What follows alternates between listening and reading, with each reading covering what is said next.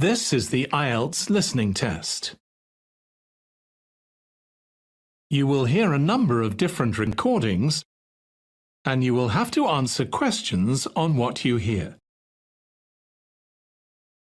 There will be time for you to read the instructions and questions, and you will have a chance to check your work. All the recordings will be played once only. The test is in 4 parts. At the end of the test, you will be given 10 minutes to transfer your answers to the answer sheet. Now turn to Part 1.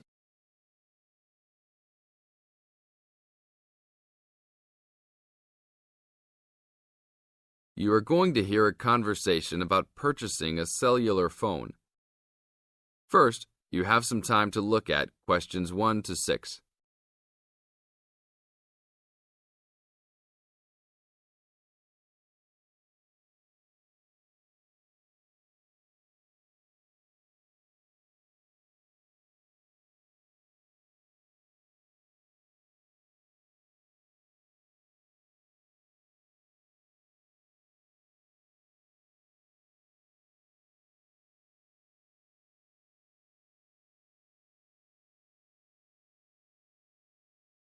Before we start the test, look at the example of your question booklet and listen to the tape.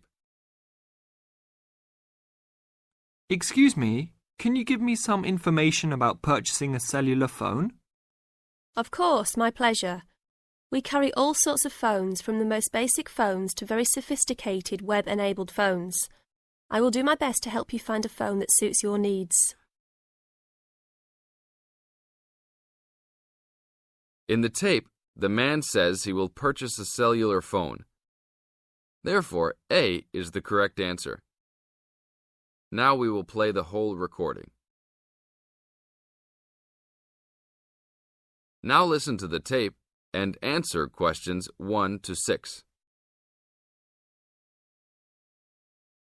Excuse me, can you give me some information about purchasing a cellular phone? Of course, my pleasure. We carry all sorts of phones, from the most basic phones to very sophisticated web-enabled phones. I will do my best to help you find a phone that suits your needs. Thanks. I'm looking for 2 cellular phones, one for me and one for my son. I think I won't need anything too sophisticated, just your basic phone functions. But maybe my son will like something with more functions. Sure, well, let's take a look. So you have no preferences at all? What about the size or colour? How about the brand? Well, I don't really care what brand the cell phone is, but I guess I don't want anything that's too big or too small. I want a phone that can fit nicely in my hand and in my pocket. If it's too big, it might be too heavy, and if it's too small, I might lose it. Colour, I don't really care about either. Well, I don't want a pink phone. OK, so let's look for something suitable for a working person. How about this one? This one is the R55. It is black, not too big, not too small, all the usual functions. The best feature of the R55 is that it can be used worldwide, even in Europe or Asia. It looks good. How much does it cost? It is only $100. If you sign up for a calling plan, then we will give you a $50 discount on the phone. How old is this model, though? I don't want anything that's too old. This model was introduced into the market about 3 years ago, so it is a bit older, but be assured it will still work fine. Well, I think I still want something not as old. How about from last year? Any good phones from around that time? Yes, there are some. How about this one? It's the new model of the phone you just looked at, called the W55.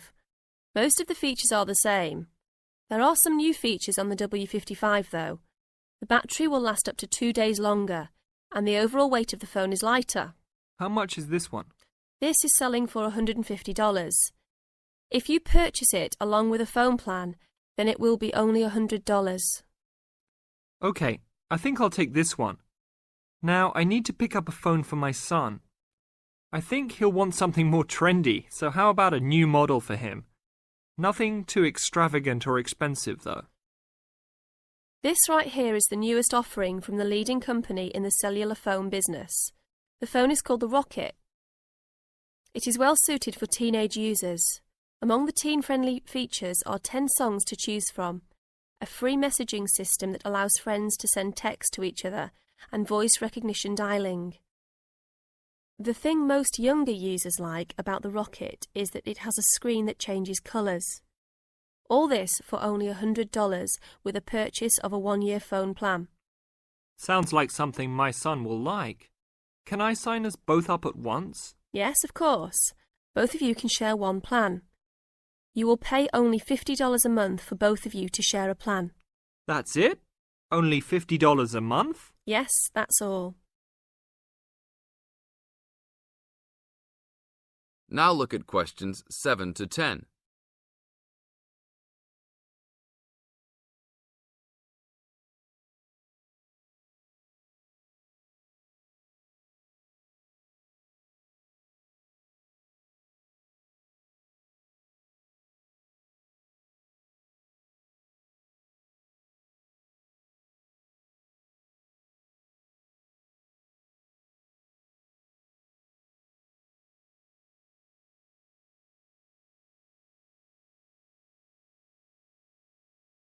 Now listen to the tape and answer questions 7 to 10.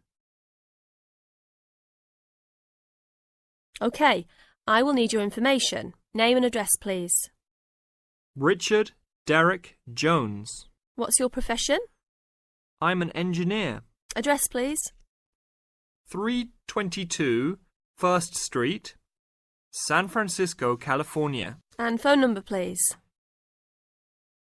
621-360-7601.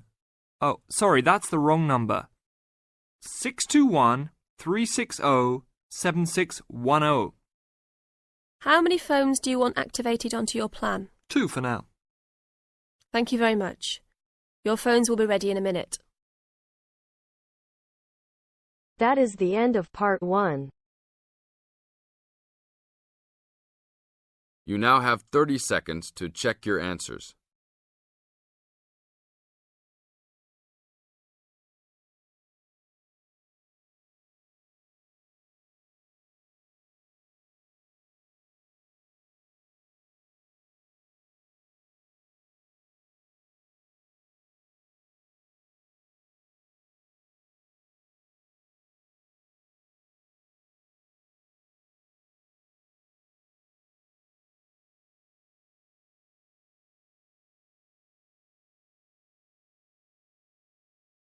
Now turns to part 2.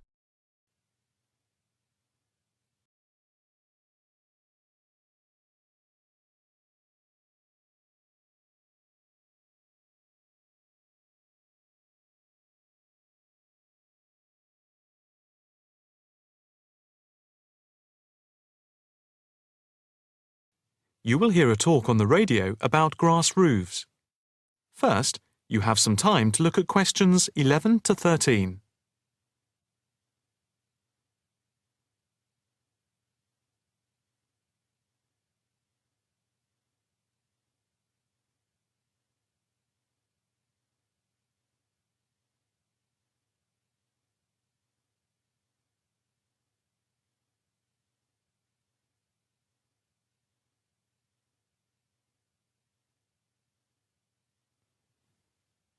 Now listen carefully and answer questions 11 to 13. And now it's straight into the Eco Hotspot for today's programme. We are in fact going to look at an intriguing trend in recent years in the world of eco-friendly developments. There has been a constant stream of new green products coming onto the market for the environmentally conscious. A new departure, which I feel needs greater attention drawn to it, is the increasing interest in grass roofs. Environmentalists sing the praises of grass roofs as interest in sustainable ecological building has led to the greening of the rooftops of residential and commercial buildings around the world. And what does this type of roof consist of?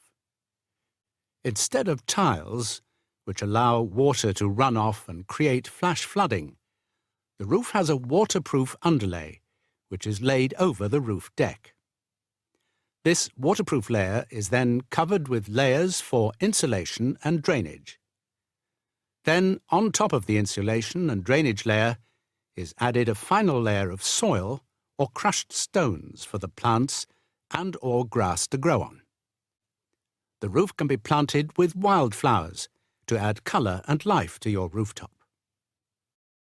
Before you hear the rest of the talk, you have some time to look at questions 14 to 20.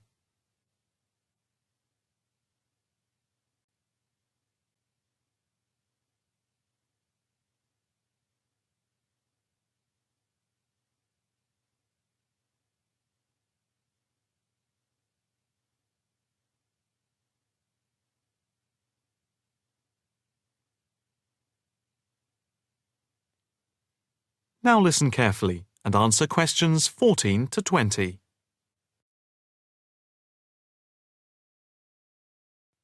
As for the benefits of grass roofs, in spring and in summer they're very pretty as flowers spring into bloom.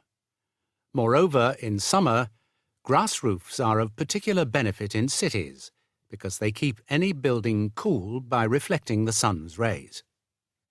In winter, the grass roofs insulate the building, helping to prevent heat loss. The roofs require little maintenance and are better than any other roofing material. They encourage biodiversity by attracting bees and birds, and they absorb water runoff, which helps prevent flash flooding. In fact, the gravel layer retains 71% of the rainwater that falls, thus helping to prevent flash flooding. In winter, the brown soil is a bit more evident, which can look unattractive if the roofs are not tended carefully. But that is a price worth paying, and I would say that they come highly recommended by those who have them. If you compare grass roofs with tiles, the latter do certainly look very tidy, but at a price to the future of the planet.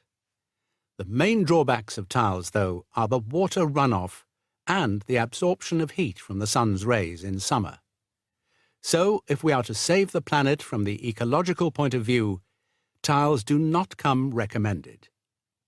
The only roof that I can think of which has similar ecological credentials to the grass roof is the thatched roof.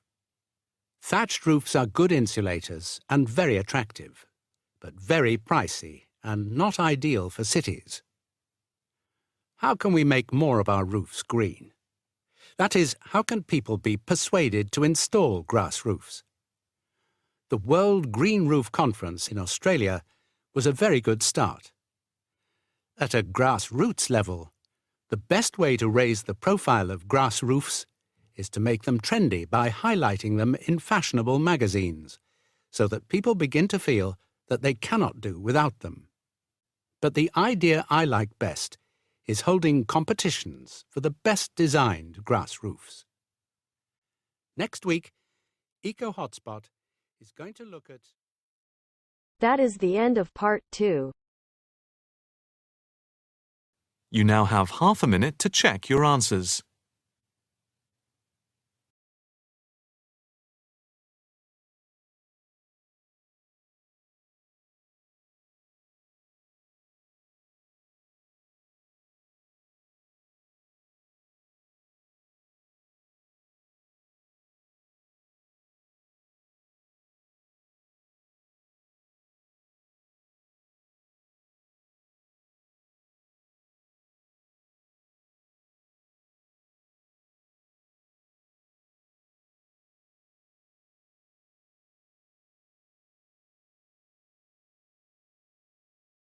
Now turns to part 3.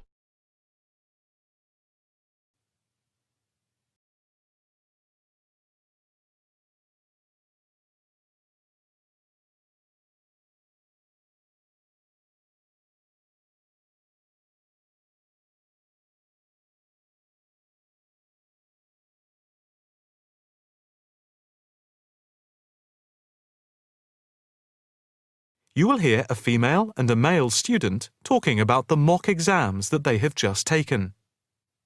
First, you have some time to look at questions 21 to 25.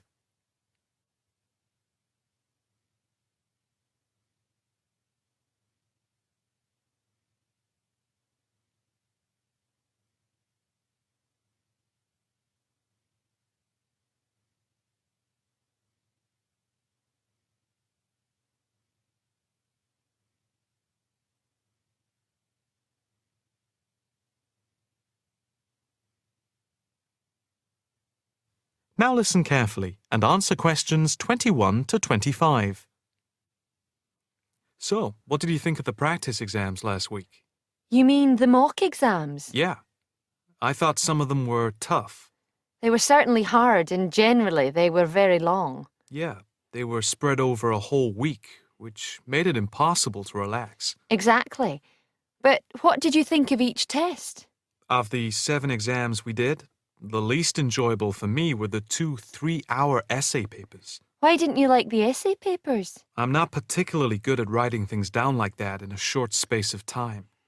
And I don't think it's a good way of testing our theoretical knowledge of medicine. I'm the opposite, I'm afraid. I'm much better in the written essay exams than the other types of tests. But what about the 2 multiple choice exam papers in basic science and anatomy? They weren't too bad. If you didn't know the answer, all you had to do was guess. That's okay, but I never feel comfortable with guessing.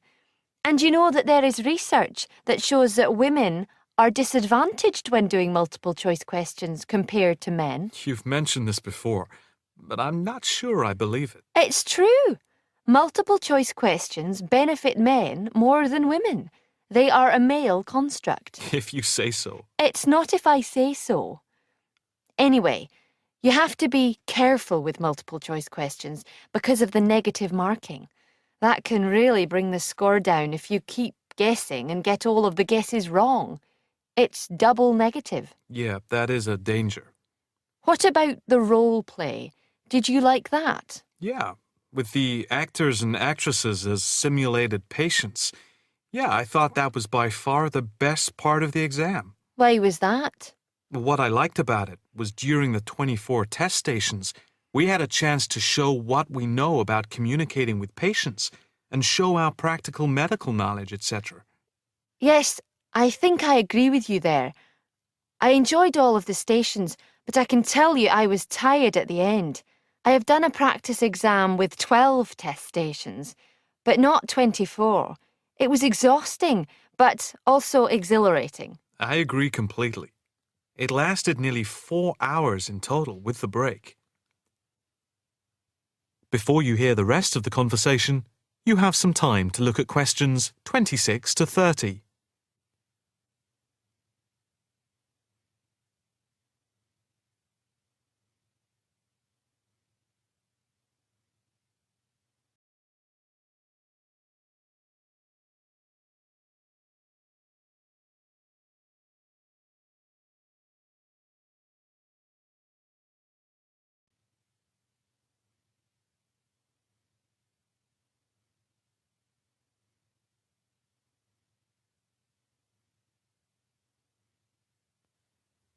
Now listen carefully and answer questions 26 to 30.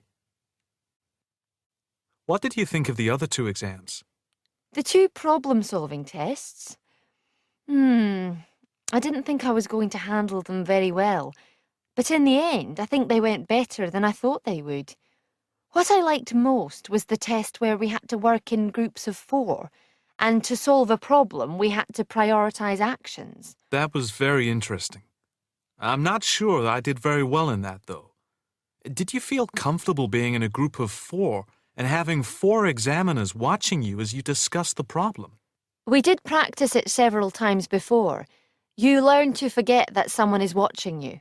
But some people are better at speaking in group situations like that, and they get the best marks. The test doesn't just assess whether people can talk a lot. It's about showing you can listen, organise your thoughts, and then show you can be part of a team, allowing other people to speak. Well, we'll have to see how it goes. When do the results of the mocks come out? They said next week, and then it's the finals 2 weeks later. Yeah, we've got that to look forward to. What is the policy on resits? Why? Are you planning to fail? No, but, well, you know what I mean. The resits are held in September, and if there is any problem after that, it goes to appeal. We'll just have to make sure we don't fail any part of the whole examination. I certainly wouldn't want to do any of it again. Me neither. It's hard when you are not allowed to fail any of the exams. I bet they don't have that policy in any other subject. Probably not. That is the end of part 3. You now have half a minute to check your answers.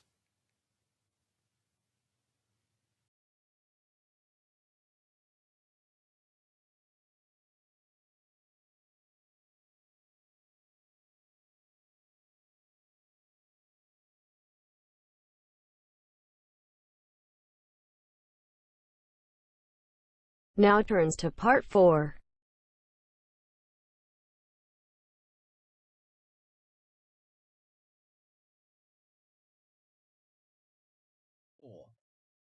In this section, you'll hear an introduction on the adventure class. First, you have some time to read questions 31 to 40.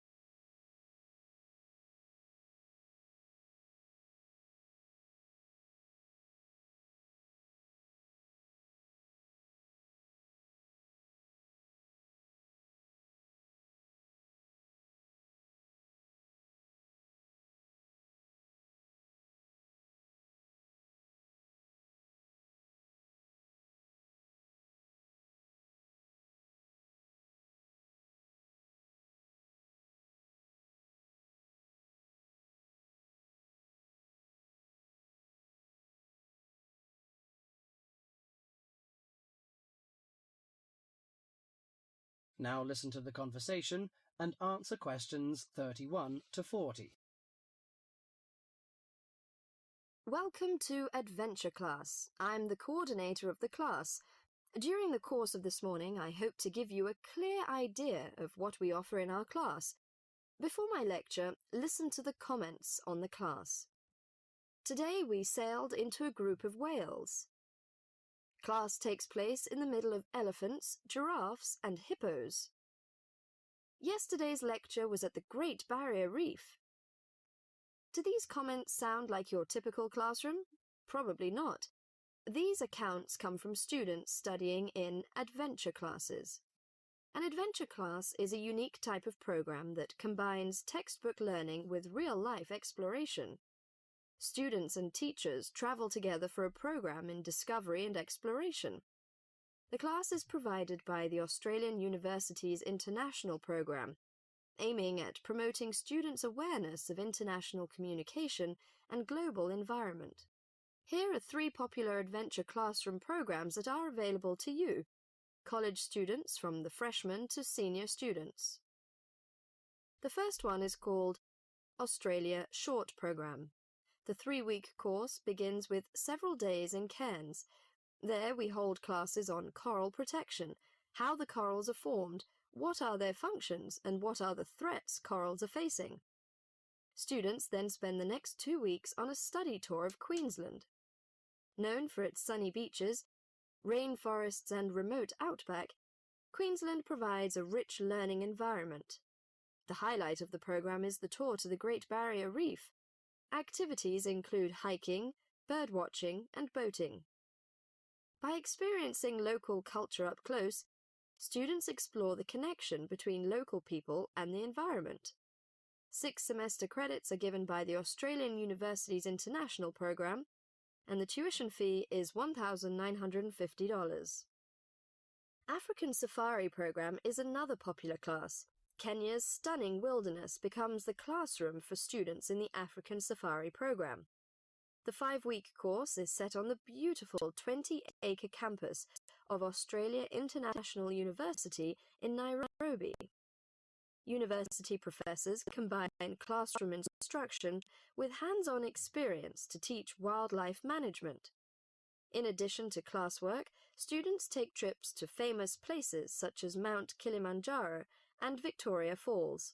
Students also experience African culture through trips to local villages and Nairobi's city centre. But for most students, the safaris are the highlight of the course. The program includes 3 or 4 safaris.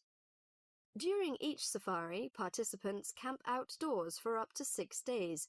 One of the most popular destinations is the Masai Mara Game Reserve. An amazing collection of wildlife lives on the reserve. Students study elephants, zebras, giraffes, rhinos, and other exotic animals in their natural habitat. Those who take the course gain many wonderful memories and a greater appreciation for the Earth's natural resources. Students earn 8 college credits for the program. The cost of tuition is $4,950. The last on the list is Sea Education Association, SEA. The SEA program is a one-of-a-kind opportunity where students live and learn aboard a tall ship. The course combines ocean research with instruction and personal experience in sailing. After careful instruction, both on shore and at sea, the participants begin practicing what they've learned. Everyone on board takes turns operating and navigating a 134-foot sailing ship. That is the most outstanding. Life at sea is non-stop, so everyone is assigned to a watch. During that time, students work in the lab, in the kitchen, on deck, or in the engine room. Each watch group includes 8 people who rotate throughout a 24-hour schedule. They learn how to live at sea and how to work together as a team. Students can choose from 3 programs in different locations, each about 3 weeks long. College credit is awarded and the cost is $3,600. Is an adventure classroom for you? If the idea of learning through adventure interests you, you might want to apply. It would certainly be an experience you would never forget. That is the end of part 4.